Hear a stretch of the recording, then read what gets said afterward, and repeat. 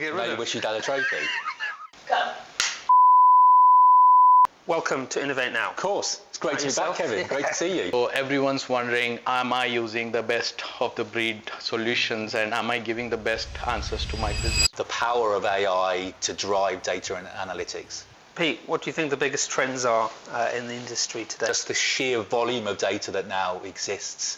From an innovation perspective, clearly analytics versus business intelligence, those words have been kicking around for a long time. Need for traditional reporting, dashboards, I don't think that's gone away. Building the foundations of your data pipelines and making sure your data is right, data is trustworthy. Is because organizations try to do too much.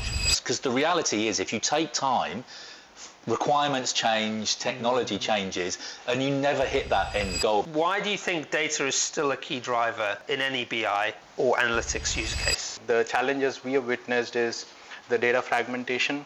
It's all over the place. Eventually, you want to scale your platforms over time rather than just dump everything and wait for an answer. Welcome to Innovate Now. I'm your host, Kevin Little, and in today's session, we're going to cover off a bit more around SAP and the road to Microsoft Cloud. And in today's session, we're going to hopefully highlight a few interesting subjects.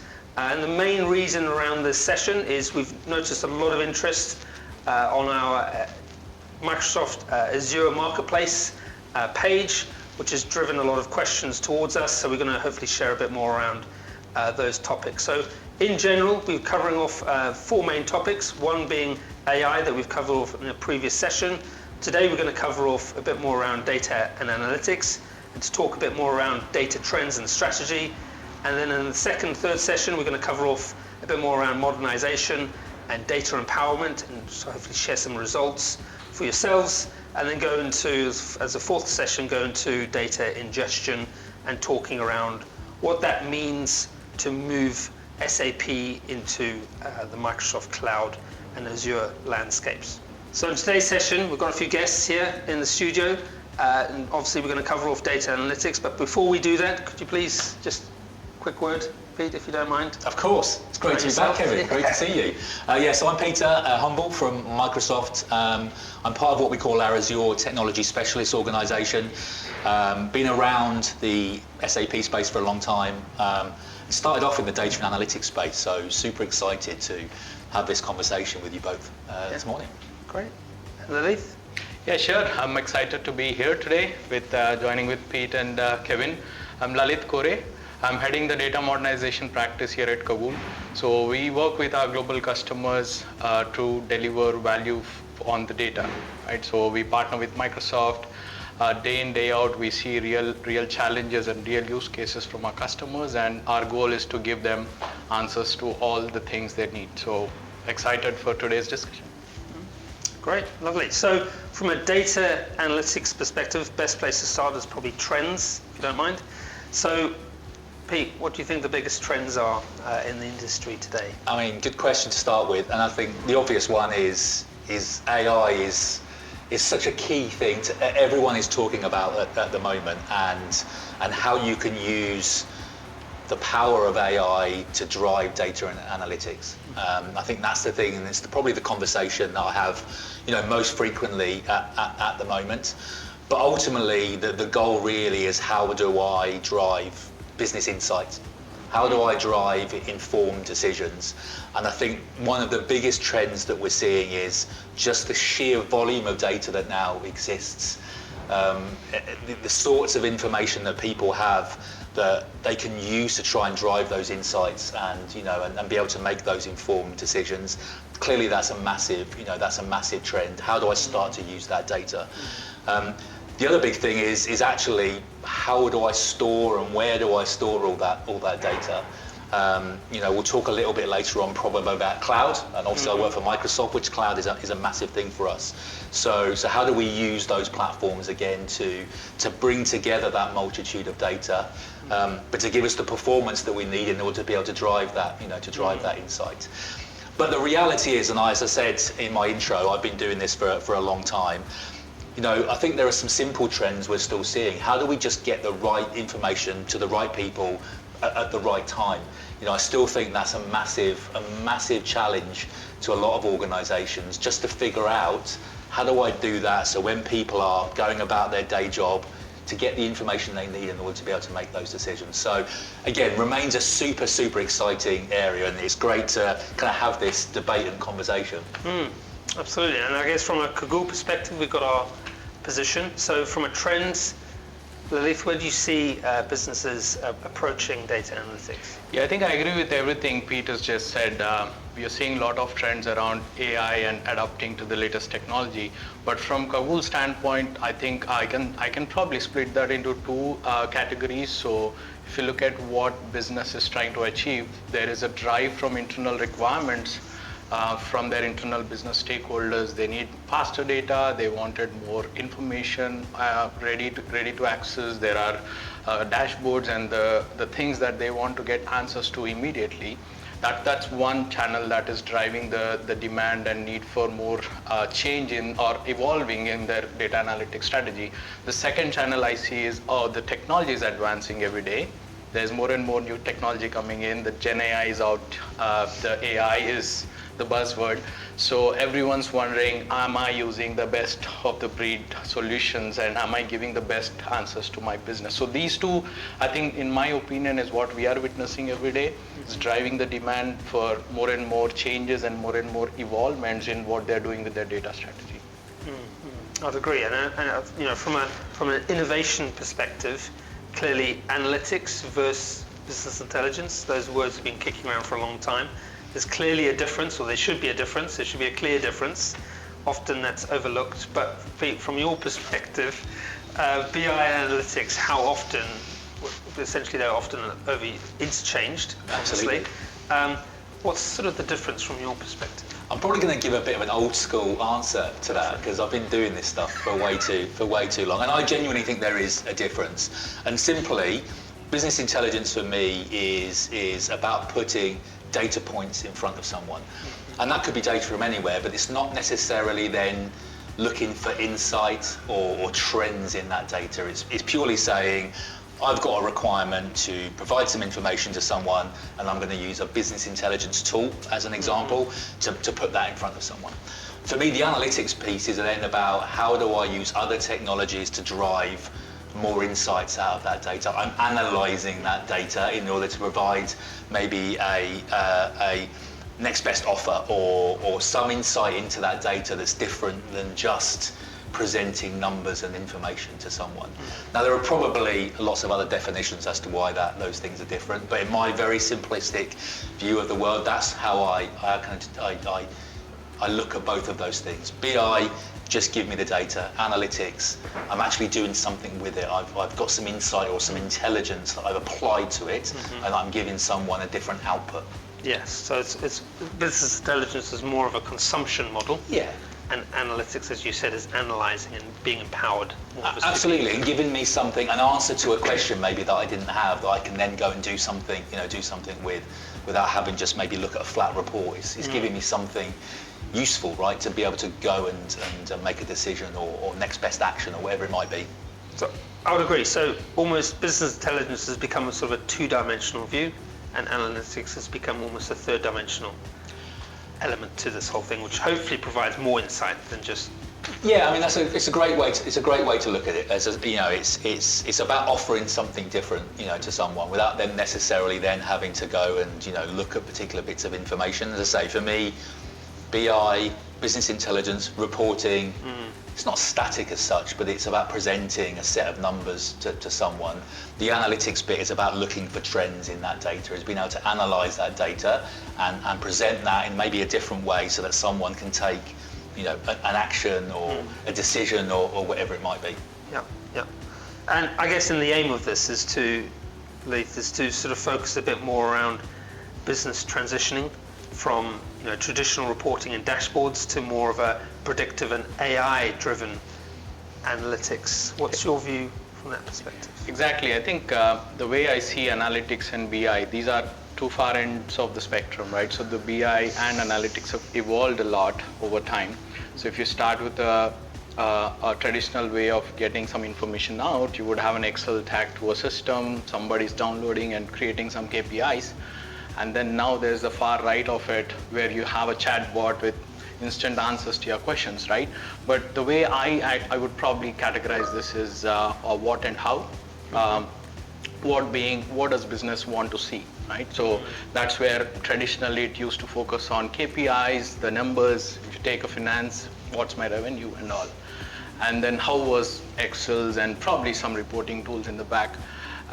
The new evolvement of it is the what has changed a lot. It has increased a lot. I want to get more. I want more intelligence. I want more prediction. I want to get more forecasting, things of such. And the how is where I think the question everyone's having. How do I get from where I am right now to do more of AI and everything that the new stuff that's out there to help business grow and make good decisions. So this what and how I think is what we should be talking about, and the whole strategy around businesses are focused around that. So it's a very interesting, I think, evolution of data and AI, I would say. Can I just add to that? Because I think it's really interesting point, and I like that how and the what. The bit that I think needs to be added in there is the why. Is the why it happened. I think that's what this new technology really gives us the ability to kind of drill into is trying to again spot why those things have happened. If it was bad, let's not do it. If it's good, let's do more of that. The only other thing I think I'd love to add into that bit though is that need for traditional reporting, dashboards. I don't think that's gone away because there are industries and different users out there that's what they need in order to be able to run their business, right? They just need to be presented data. Yes, things have moved on and there are smart technologies out there that we all want to take advantage of, but I think it's still there, the need to, I just need to report to someone, right, and show them what, how the business is performing. So from a wide BI perspective, clearly this is still on the CIO's agenda. It's still a priority of 2025. There's still a future trend which is heading more towards AI, which we've covered off in a past session. So often BI is seen as quite difficult to execute. So Lalith, is it complex, or are businesses making it harder than it needs to be? Is it complex and hard? I don't think it is complex and hard to execute it. I think the most difficult part of this, I would say, is the planning and the road mapping. Everyone wants to do everything right now. In this chaos, I think the more structured approach to make that happen is very important.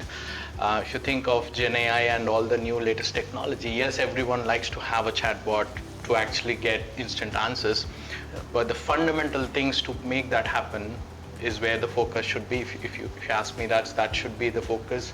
Building the fundamental, the foundations of your data pipelines and making sure your data is right, data is trustworthy, and then the channels that you're consuming can evolve and scale. I think that's why I don't think it's difficult to execute.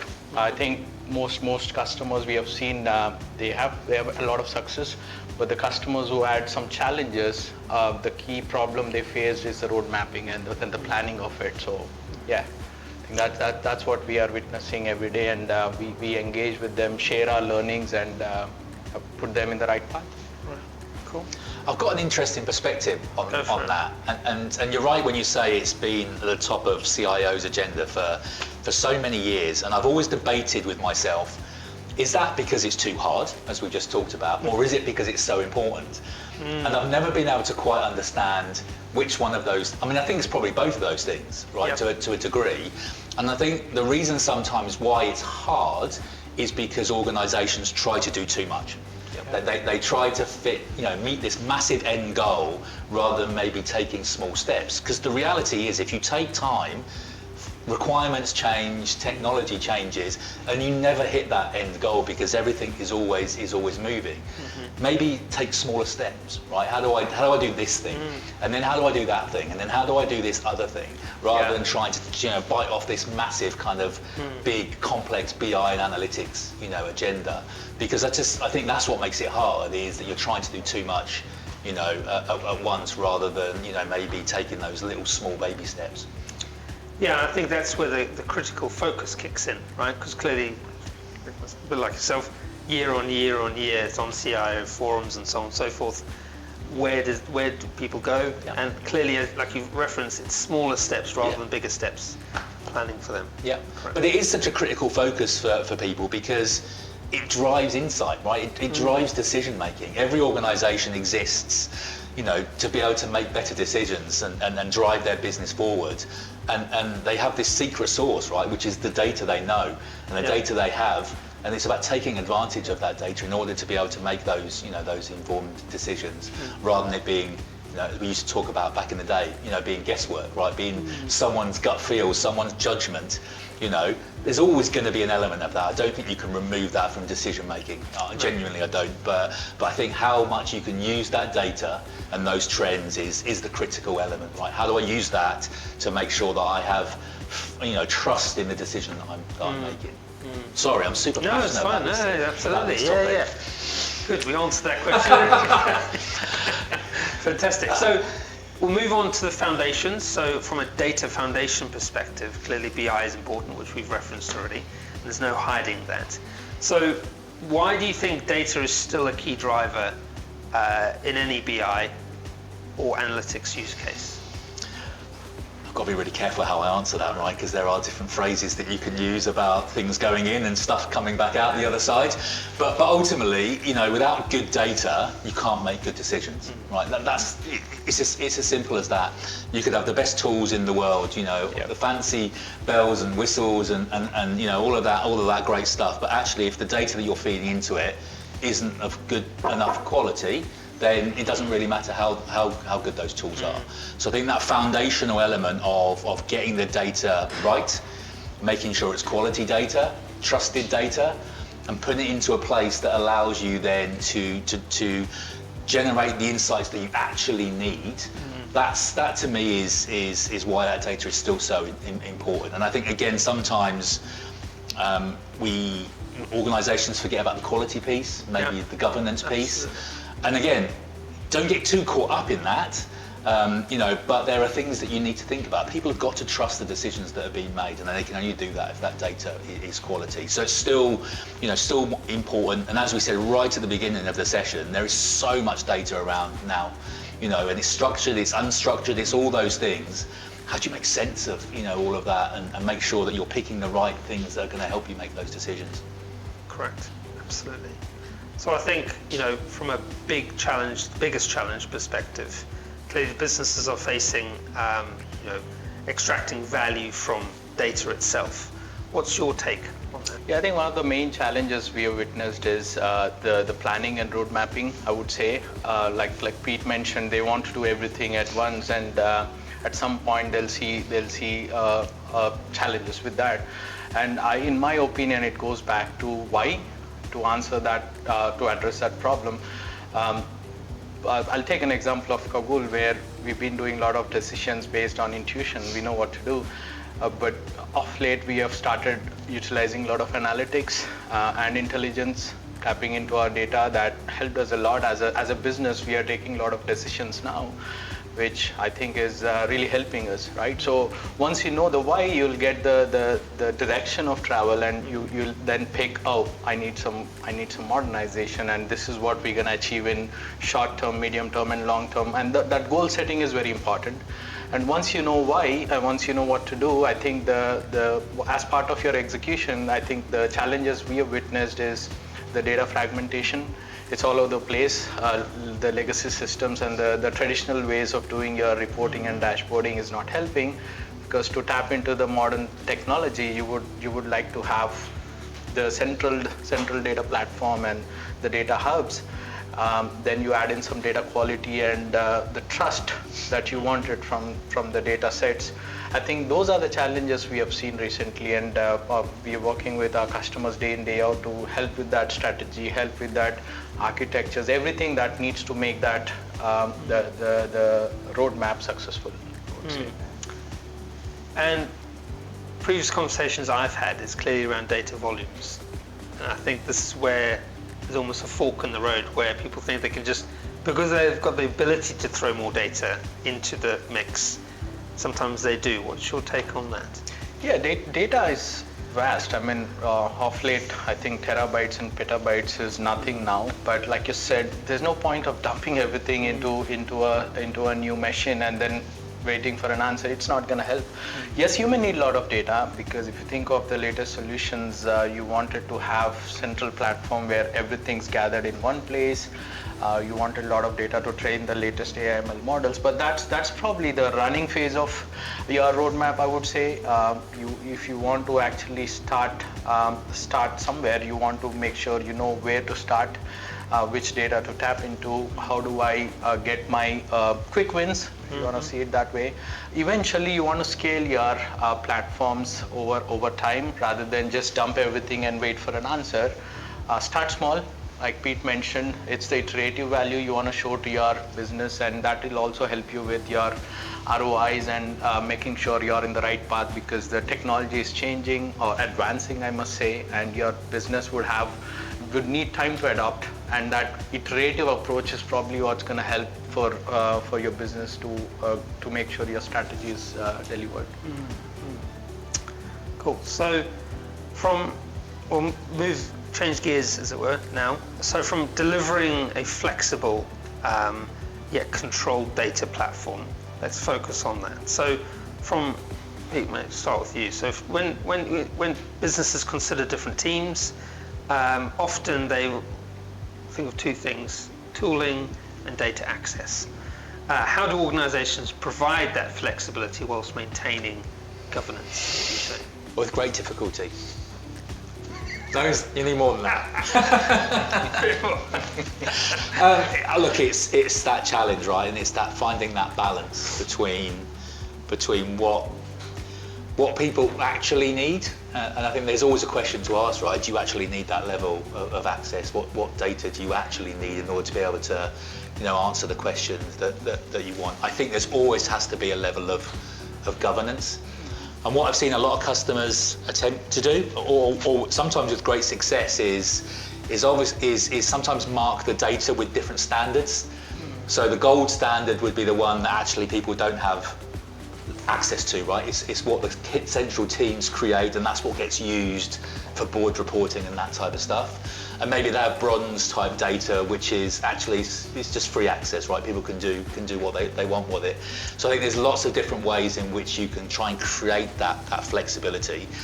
The thing you hear a lot of these days is just give me all the data, right? Just give me all the data and I'll do what I want with it. Yeah. And I think that's always dangerous, because you don't know what people are doing with that data, all those types of things. So I think, as we spoke about earlier on, understanding the why, what's the question that you actually need to ask, what data is needed in order to answer that question, and actually which people need access to that data in order to be able to answer that question. That's the biggest governance question for me. Whether you want to create a playground of data for people to, look for trends and spot things, again, it's another approach, to give people that freedom, but that's not necessarily the data that's going to be used then to make those critical business decisions. But it is a challenge. Let's be really honest, right? Making sure that you create that agility that people want and organizations need, but also have that trust that you can use the data to make those big decisions is not an easy thing. Yes, and it's almost creating levels of trust. Yeah. Some data you can play with, and some data is that's the data, critical. right? Yeah, because that's the one that we're making, statements to the press, or statements out to the public, because we're a listed organisation, whatever it might be. Those things have to be factually accurate, and you need to know you need to be able to track that data back to source. And if you don't know what's happened to it, then that's impossible. So, Lalith, many businesses sort of struggle when it comes to data silos, obviously. But what's the best way of breaking these silos down, and how do we create more of a unified data platform? Yeah, interesting. We say data silos. I don't necessarily think it's a terrible thing. I mean, historically, there's a reason why things were implemented in a way, and there's results out of it. There's no way to question that was right or wrong. It was right at that point of time. But like we talked about before, is it still working? Is it giving you the results you like? Maybe not. And that's why I think it's interesting to see how we can actually transition. I say transition because it's not a switch. No way you can switch from the whole zigzag landscape to a more organized landscape, right? So I think it's a transition. You have to take an iterative approach where you either, there's different ways to do this. There's no textbook way to, this is the only way right or this is the only way wrong.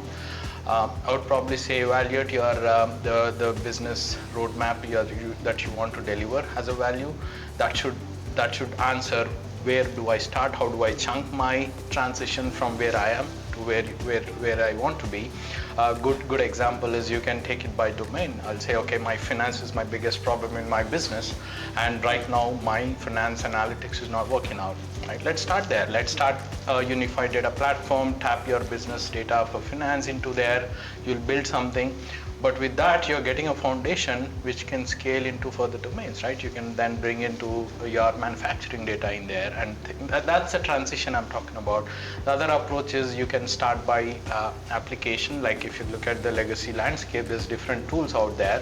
Interestingly, I had a very good conversation with a customer today, and they're taking the same approach of a parallel run.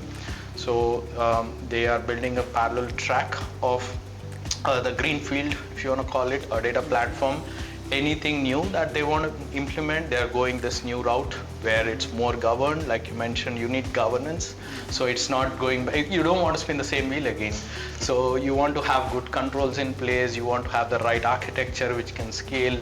So you don't want to chase the rabbit hole again just for the sake of a modernization. So that's a very good approach where you start somewhere, and then you prioritize your roadmap, and then your backlog will drive the things that you're loading into the unified data platform. But ultimate goal is to channel things in a more strategic way rather than dumping. It goes back to that volumes of data. I got a lot of data in my SAP, a lot of data in that system. You're gonna bring everything here? No, let's first decide what outcomes you are delivering. And then that should definitely drive how you break that silos and eventually maybe replace or retire your legacy applications with more modern solutions. Yes, so sort of breaking the silos down more as levels of data, what's important down to mass volumes of data essentially. Yeah, because I think the problem you've got, as Lalith has kind of pointed out, that if you try and just say, well, we're just going to dump everything, we're going to move out of these places, is what we were talking about earlier on, where you're then trying to create this massive project, right, that never ends up finishing, because there's always new data. Yeah. Whereas if you take it as this is the answer we're trying to deliver, this is the outcome we want, what data do we need in order to be able to deliver that? You can create success then. Yeah. There's low-hanging fruit or quick wins, depending on which way you want to look at it. And that generates trust in what you're delivering, and allows you then to create that foundation that you can then build on. I couldn't agree more with that approach. The one thing that I just wanted to add, and we haven't touched on it, and maybe it's the topic of another podcast, so apologies to throw this in at the end. But I was thinking, as I was listening to lots of the answers, was Microsoft have been on a journey as well around becoming a data-driven organization. And actually one of the really big things that we had to change was the culture within the organization. Change the way that you saw data, change the way actually how you approach things. It's not always about the tools that you have, the access to the data you've got. It's actually how people are going to consume and use it. I know we haven't touched on that today. Maybe that's another opportunity for us to talk further. Yes, yeah, absolutely. So from, I guess, this session's perspective, data analysis comes to a close this session. So for us, it's very much focusing on recognizing where you're at within your organization, making sure that data is valued in the organization first to create those levels and to create the right platform. So I guess from ourselves here at the studio, Pete, thank you very much. Lalith, thank you very much. Thank you. And feel free to share this session externally or internally within your organization, and follow the link below for more information. But from here, ourselves at the Kagool Studios, it's a farewell till next time.